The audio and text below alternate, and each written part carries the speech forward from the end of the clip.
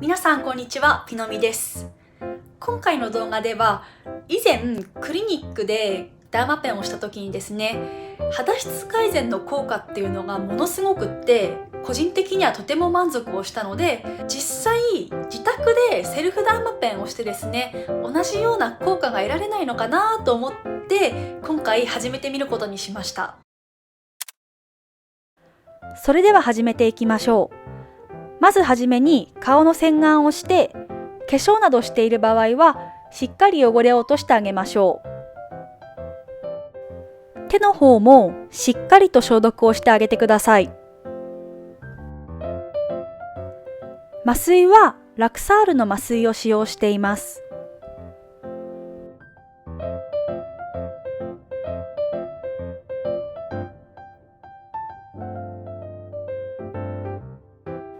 痛みが出てしまうと思うように針を打てなくなって、結果的にいい効果が出なくなってしまうので、ここはきちんと麻酔は塗ってあげましょう。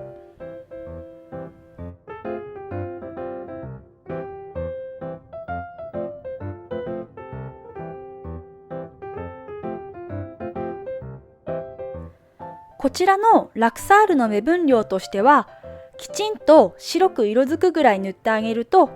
きちんと麻酔としての効果が出ると感じました。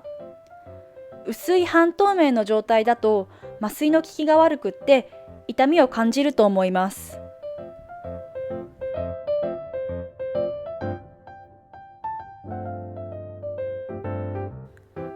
次に麻酔の効果を十分に発揮させるために、ラップで麻酔を塗った部分に蓋をしていきます。こうやって密閉していくことによって肌に麻酔が浸透していくことになります。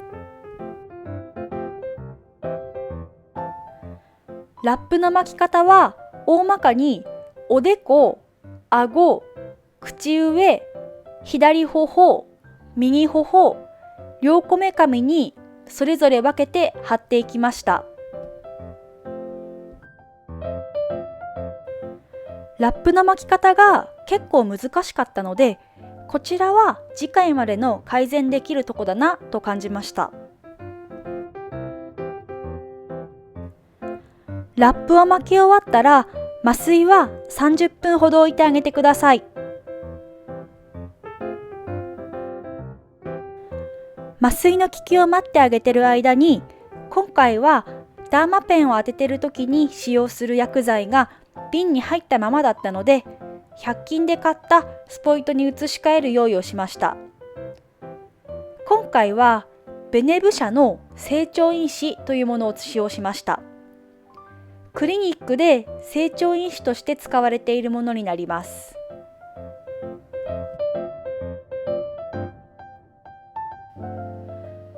30分経ちましたので、麻酔を拭き取ってあげます。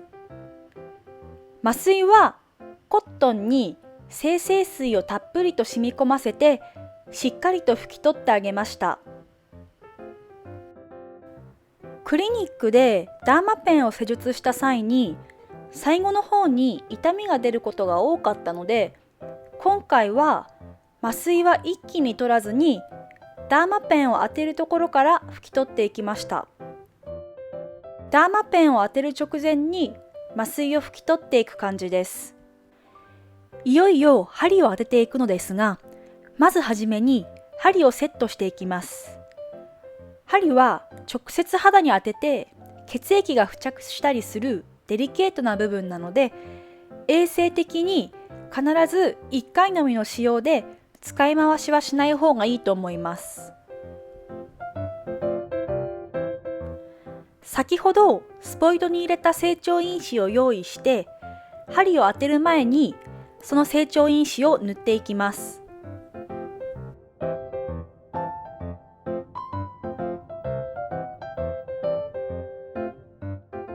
私が使ったダーマペンは速さが調節できるのですが、針をきちんと滑らせて動かせるように一番速い速度で当てていきました。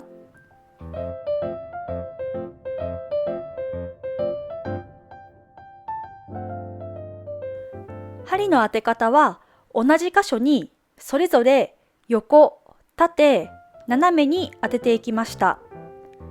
この時、針はなるべく垂直に肌に刺すようにします。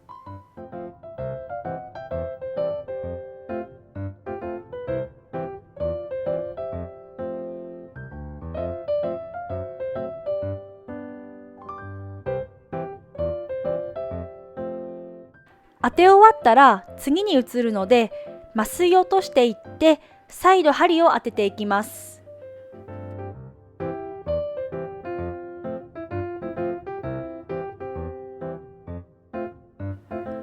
私が気になっている箇所というのが、両こめかみと左頬のニキビによるクレーター跡と、ほくろを取った際にできた眉間にある傷跡、そしてほうれい線周りになります。そちらを特に集中的に当てていきました。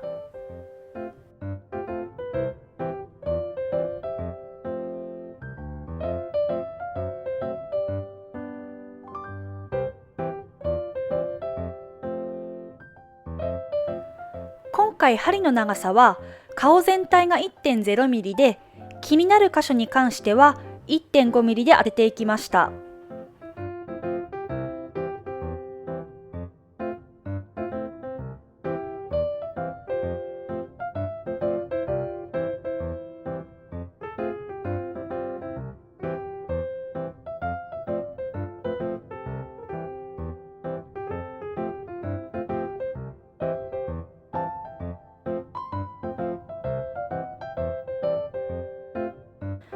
もし出血が多い場合は適宜拭き取ってあげます。やっぱり重点的に針を当てている部分に関しては出血が結構あるように見えます。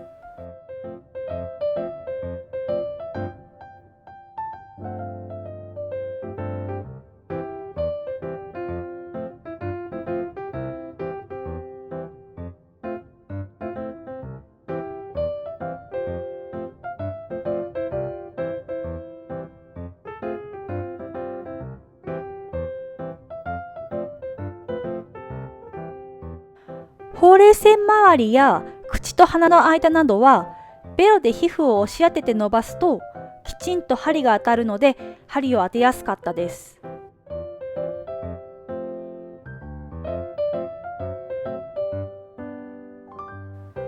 一通り針を当て終わったら、最後に成長因子をたっぷりと与えて、しっかりと顔全体になじませるようにします。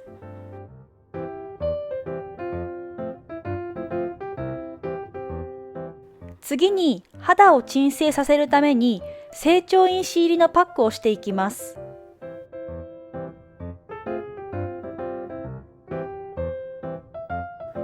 こちら100均で購入したシリコンマスクなのですが、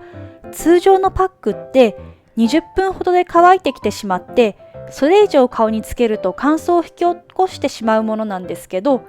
このシリコンマスクを上からつけてあげれば乾燥を防げるので、潤いがなくなることがなく、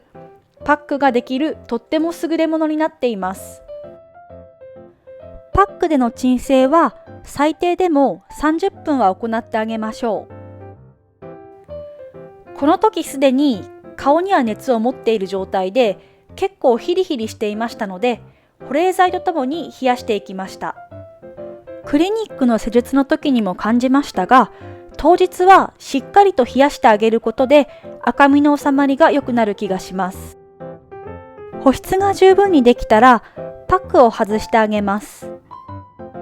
顔全体にまんべんなく赤みがあるようです。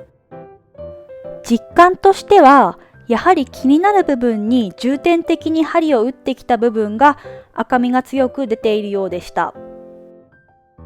そして最後に保湿をしていきます。今回はヒルマイルドを使用しました。施術して数日は本当に乾燥するので、しっかりと保湿をしていきます。これで一通りの流れが終了になります。術後の経過については、また後日別の動画に載せようと思います。